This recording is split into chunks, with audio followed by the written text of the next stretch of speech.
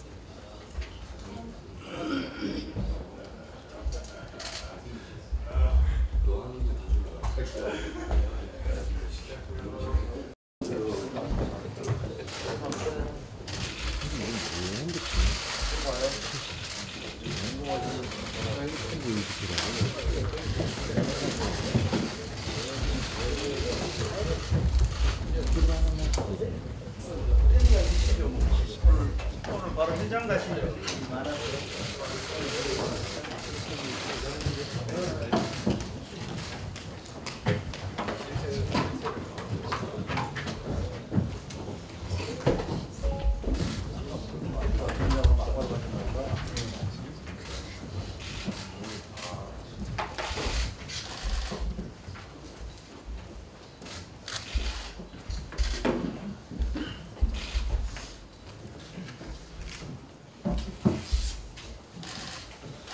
네, 9월 28일 자유한국당 원내대책이 시작하겠습니다.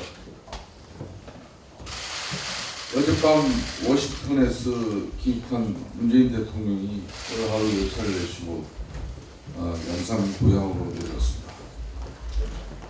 청와대는 주말과 야간에도 업무 추진비를 2억 원씩이나 써가며 24시간 반납없이 일한다는 판에 대통령께서는 워싱턴에서 무슨 일이 있었는지 김정은 위원장처럼 트럼프 대통령과도 비공개 메시지는 없었는지 국민 앞에 한마디 말도 없이 휴가를 끊으셨습니다.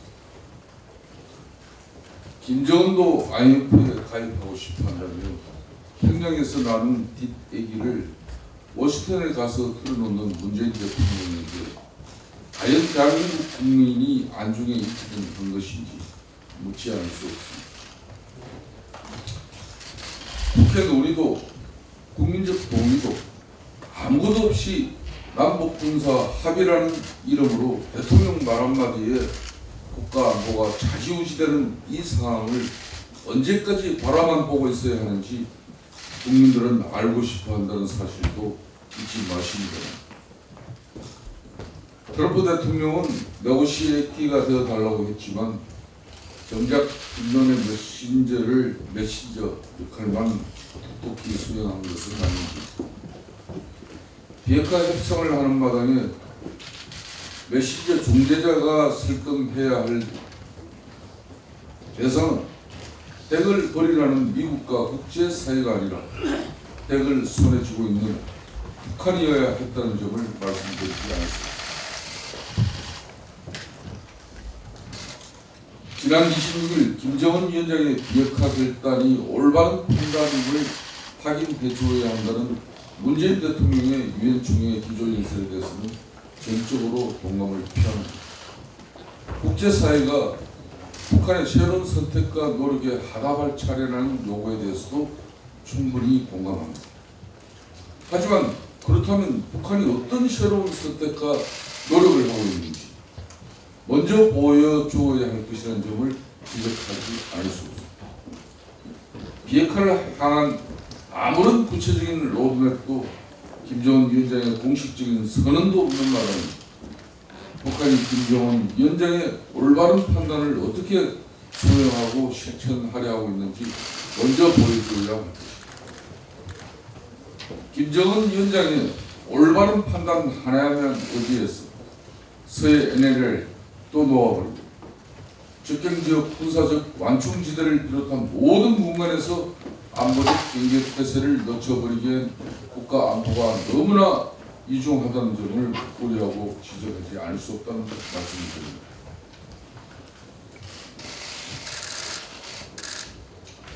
문재인 정권은 수구 냉전이라고 비난하지만 영토 주권도 군사 주권도 대통령 말 한마디에 좌지우지되는 독점과 독선이야말로 평화를 가장한 독재라는 점을 지적하지 않을 수 없습니다.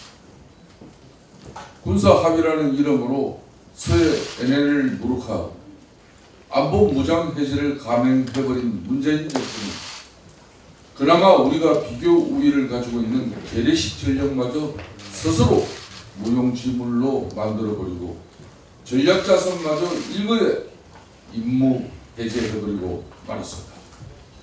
이런 마당에 북한은 한술 더 떠서 대통령 방문 날 전 진수된 삼천도급 잠수함에 대해서 이제 와서 반민족적이라며 비난 수위를 높여가는 어이없는 상황이 이어지고 있습니다. 문재인 대통령께서 유엔 총회 연설을 통해서 그렇게 북한의 입장을 대변했는데 대한민국이 삼천도급 잠수함 하나 띄웠다고 이렇게 또 반민족적 행위라고 비난을 하는 북한에 대해서 대통령 한 말씀 해보시죠. 김정은이 하잔다고 전방에서 무장 해제한 문재인 정권이 후방의 전략 자산마저 스스로 포기할 것인지 묻지 않을 수 없습니다. 이러고도 문재인 정권은 안보 야당에 대해서 평화와 함께가는 안보 야당에 대해서 반평화 수구냉전 프레임을 일시오려고 할 것인지 안보는 물러설 수 없는 가치이자 평화와 안보는 동전의 양면과 같다는 점을 잊지 말기 바랍니다. 아무것도 얻은 것 없이 스스로 먼저 빗장을 풀어버린 안보도 안보지만 날이 갈수록 수렁으로 빠져들어가는 경제는 더 심각한 상황이라 하지 않을 수 없습니다. 엊그저께 통계청이 발표한 바에 따르면 올해 7월 제조업 생산 능력 지수는 제조업 생산 능력 지수 집계가 시작된 1971년 이래 가장 큰 폭으로 떨어졌습니다. 문제는 이 같은 추세가 다섯 달째 계속 연속되고 이어지고 있습니다. 소득 격차가 커지고 소비 심리나 기업 활동이 위축되는 것도 문제지만 제조업 생산 능력은 경제의 가장 기본적인 성장 동력이라는 점에서 성장 동력의 상실 자체를 우려하지 않을 수 없습니다. 성장을 주도할 소득도 없는 마당에 성장 자체가 사라질 가능성을 심각하게 우려하지 않을 수 없는 점입니다. 올 추석 밥상에 화제거리를 많이 올려주신 것까지는 좋은데 이야기거리만 올려주시고 걱정거리는 올려주시지 말았어야 했다는 점을 말씀드리지 않을 수 있습니다. 평양 정상회담으로 추석 밥상 화제거리 좀 만들어 보려 하셨는지 모르지만은 NLL 우려는 너무 컸고 소득주도 성장 실증이 너무나 심각했다는 점을 말씀드리지 않습니다. 문재인 대통령은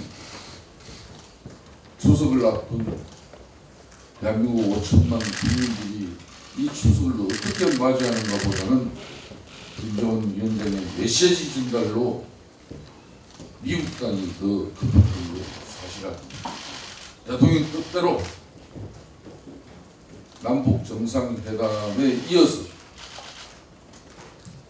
미국 방문이 추석 밥상을 덮었기 때문에 역시 문재인 대통령은 성공했습니다. 덕분에 또 지지율 많이 올랐습니다.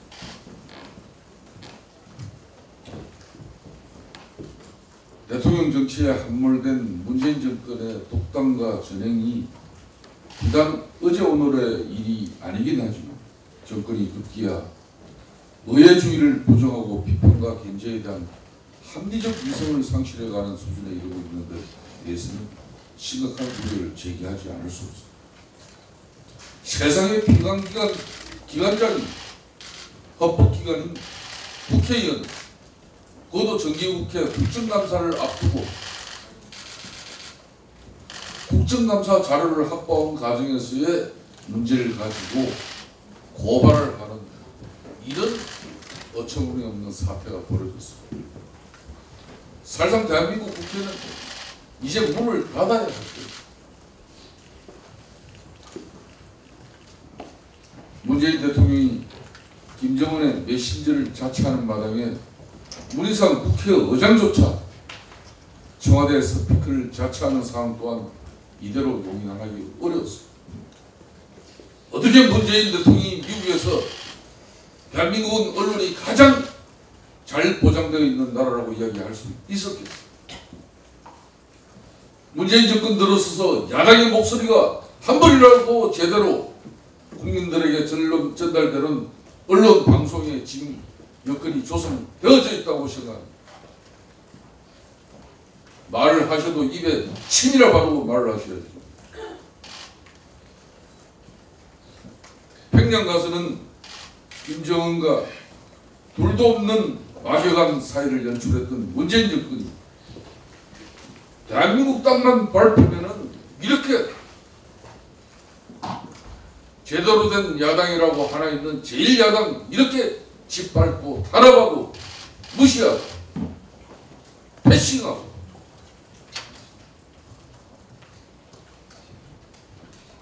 문재인 대통령 미국 방문길에 피곤하고 힘드셨겠지만 양산에서 깊게 생각해 주십시오.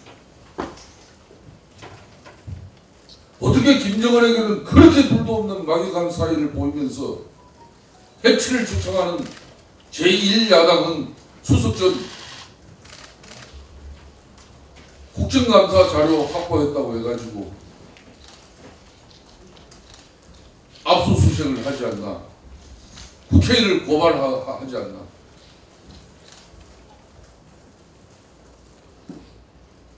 야당을 의도적으로 극한의 대결 구도로 만들어가고 있는 데 대해서 의회주의를 부정하는 폭거와 만행을 비판하지 않을 수 없습니다.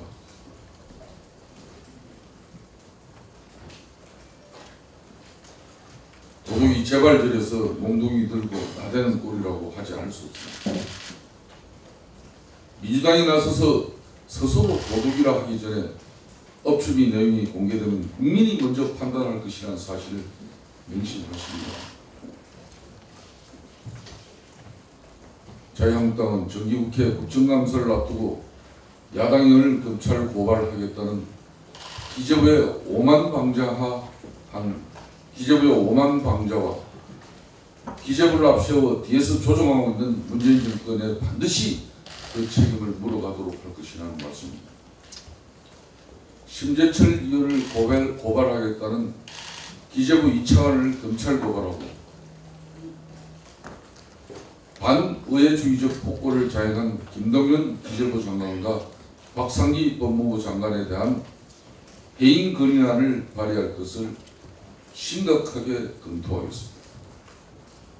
또한 자유한국당은 확보된 자료를 근거로 청와대와 정부의 업무 추진비 사용 내역을 면밀히 분석해 부정 사용의 소지가 있다고 판단되는 사용자에 대해서는 공금 유용 및 횡령 혐의로 저는 검찰에 고발하고 그 법적인 책임을 물어가도록 할 것이라는 점도 분명히 밝혔습니다.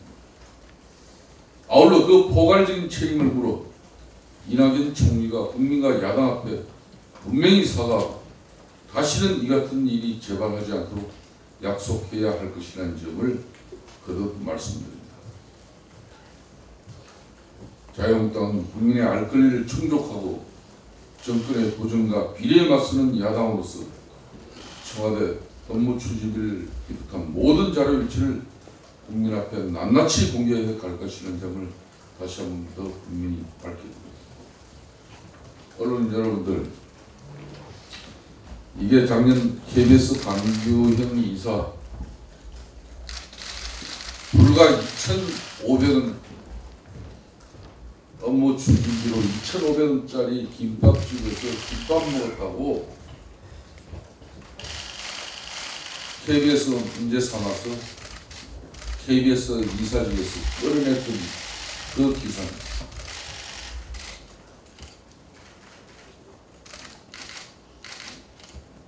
민중당의 윤종호 의원도 맥도날드로 보이는 곳에서 50회 빵사가 먹었다고 문제도 끌었습니다. 요즘 청와대 이 친구들 너무 기고만장해요. 청와대는 기고만장한 이유가 청와대면은 업무 추진비 사용 내역에서 지혜법권적인 그런 영역을 확보하고 있으니까 대통령이 저녁이 있는 삶하고 주 5일째 하라고 해서 저희들 알기는 웬만하면 다 과거처럼 그렇게 혹사당하고 있지 않다는 걸 뻔히 알고 있는데 무슨 밤 12시 돼서 이하짝기에서 무슨 중요한 업무 협의를 했다고 이런 대한민국 국민을 바보로 만드는 이런 해명을 하고 있어요.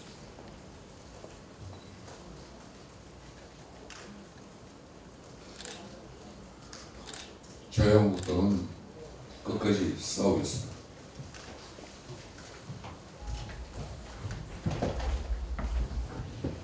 예. 원내대표께서 지금 말씀하셨듯이 오늘 아침 저도 6시에 TV 각 방송 채널을 돌려보니 한결같이 거의 똑같은 방송을 하고 있었습니다. 방송 상황이 몹시 심각합니다. 추석 연휴 기간에 체결된 한미 FTA 개정 협상에 대해서 한 말씀 드리겠습니다. 우선 미국 우선주의를 내세우는 트럼프 행정부에서 촉발된 한미 간 통생 분쟁이 조기에 마무리된 것은 다행스럽게 생각합니다. 특히 론스타, 엘리엇과 같은 글로벌 헤지 펀드들이 한국 정부의 정책 때문에 손해를 입었다며 소송을 남발하는 것을 막는 근거 조항을 포함시킨 것도 의미가 있다고 하겠습니다. 다만 정부가 소송 남발을 막는 데만 주력한 나머지 정부의 정책적 판단으로 간접적 피해가 발생할 경우 소송을 제기할 수 있는 간접 수용 관련 조항이 개정되지 않은 것이나 또한 패소자 소송 비용 부담 원칙이 빠져 있는 것은 몹시 아쉽습니다. 이번 협상이 농산물은 지키고 자동차는 내줬다는 평가가 될 만큼 자동차 분야의 양보는 상당합니다. 정부는 우리 기업들이 미국에 수출하는 화물차가 없는 점을 들어 한국 자동차 산업의 미래의 영향이 미미하다고 했지만 미국 시장 진입 시기 자체가 늦어졌다는 점에서 대미 수출 잠재력의 싹을 잘랐다는 비판을 면할 수 없을 것입니다. 특히 문재인 대통령이 대미 수출 자동차 관세를 예외해달라고 요청한 것처럼 미국은 언제든 무역 확장법 232조를 내세워 한국산 자동차의 최대 25%의 관세 폭탄을 매길 수 있는 만큼 마냥 안심할 수도 없습니다.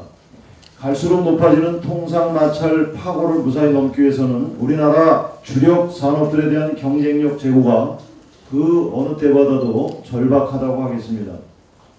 일전에 김현종 통상교섭본부장이 지적했듯이 미국 기업들이 삼성 반도체를 구입하는 이유는 바로 경쟁력이 있기 때문입니다. 정부는 주력 수출 산업인 자동차 산업에 장기적 피해가 가지 않도록 면밀한 대책을 수립해야 할 뿐만이 아니라 산업 경쟁력을 키울 수 있도록 제도와 환경을 개선해 나가는 데 만전을 기할 것을 촉구합니다.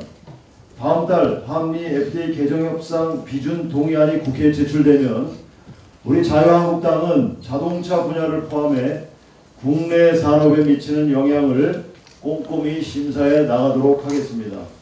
다음은 미국 기준금리 인상과 관련하여 말씀드리겠습니다.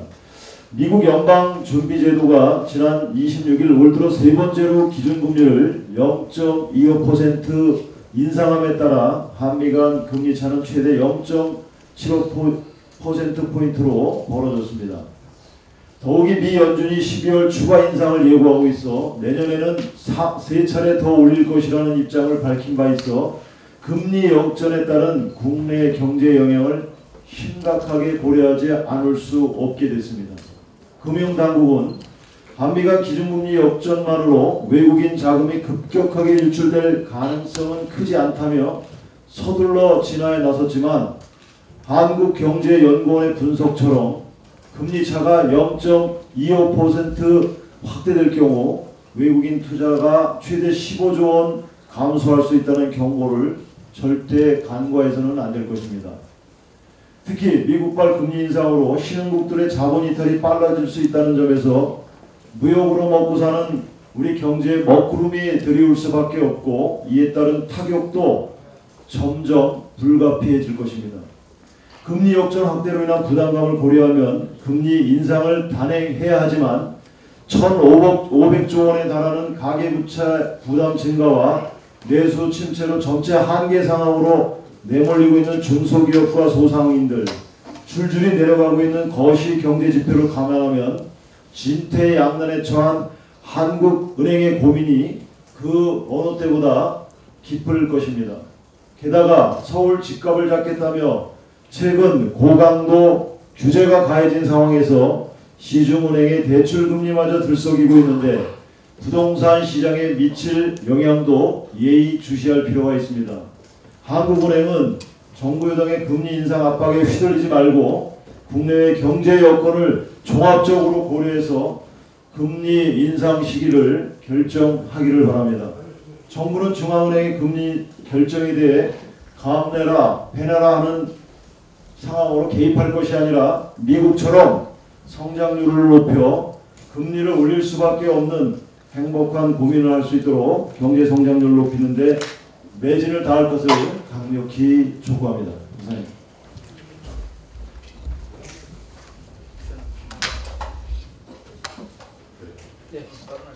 네, 오늘 우리가 또 좀 이따가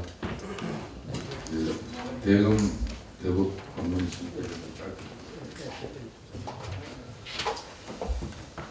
예, 이채기원입니다. 1948년 지역국회 이래 행정부 공무원들이 해당 상임위원을 검찰에 고발한 사실은 저는 처음이라고 생각합니다. 도대체 이 공무원들의 지금 청와대 하수인 노릇이 이제 도를 넘고 있다. 어제 김용진 기재부 차관, 또 김재훈 한국재정정보원장 등이 3인이 입법기관, 국민의 대기관의 국회의원을 또 국정감사를 앞두고 고발했습니다. 저는 이 사람이야말로 정말 3인은 허위사실 유포로 검찰에 고발되고 앞으로 조사받아야 된다는 생각입니다. 참으로 용서할 수 없는, 정말로 이거는 정말 용서할 수 없는 일이라고 생각합니다. 특히 대통령 비서실의 예산 집행 내역이 공개되자 야당 의원을 검찰에 추가 고발하고 또 정부 부처가 공식적으로 청와대를 비호하는 웃지 못할 일이 지금 벌어졌습니다. 그러나 기재부의 이러한 주장은 국민 혈세를 삼짓돈처럼 쏘은 청와대를 비롯한 정부 부처 기관장들의 행태를 덮기 위한 꼼수에 불과하다. 저는 그렇게 생각합니다. 디지털 예산 회계 시스템에 접속해 기록하기 버튼을 연달아 누른 행위가 해킹이라는 주장부터 터무니없다. 또한 해킹은 관련 프로그램이나 장비를 통해서 고의로 보안 시스템을 허무는 행위를 말하는데 심재철 의원실은 그 어떤 위법 행위 없이 정보를 취득했고 그 경위를, 그 과정을 언론에 공개했습니다. 당연히 국회의원은 국가 예산의 편성부터 집행, 결산까지 모든 과정을 감시할 권한과 의무가 있습니다. 행정부의 예산 남용을 감시하는 것은 공익에 부합한 행위인 만큼 업무 추진비 사용 실태를 공개하는 것은 참으로 정당한 의정활동이라고 생각합니다. 기재부와 검찰은 노골적으로 야당을 탄압하며 국정감사를 무력화하고 야당의 입에 자물쇠를 채우려 하고 있지만은 우리 제1야당은 절대 여기에 굴하지 않고 당당하게 더 가열차게 이번 국정감사에 임하겠다는 각오를 드립니다. 감사합니다. 우리 대변인 네, 존경하는 국민 여러분, 언론 여러분, 지난 2010 4월 KBS 강규현 이사는 김밥 천국에서 2,500원짜리 김밥 사 먹고 업무 추진비 카드로 김밥 사 먹고 맥도날드 빵 50회 사 먹은 그 잘못으로 옷을 벗었습니다.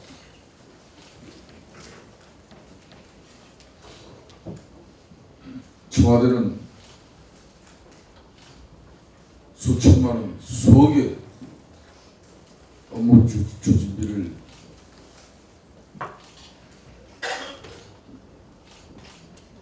세부적인 내용 없이 또 집행했는데 어제 김의겸 대변인은 청와대는 마치 그래도 되는 것처럼 국민들에게 보도했습니다.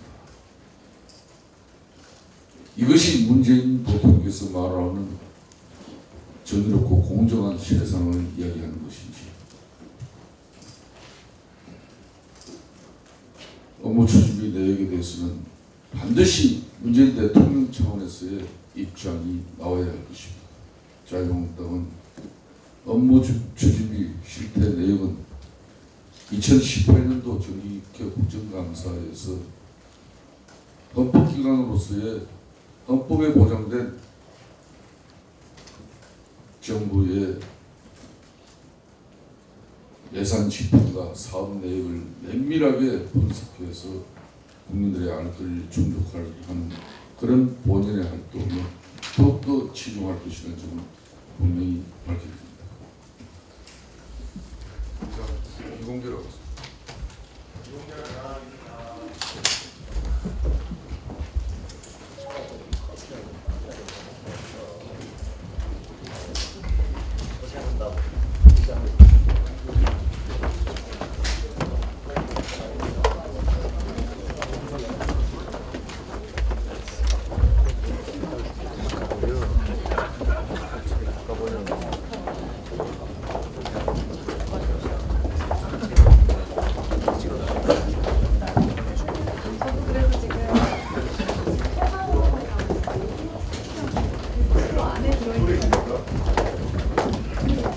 공산당이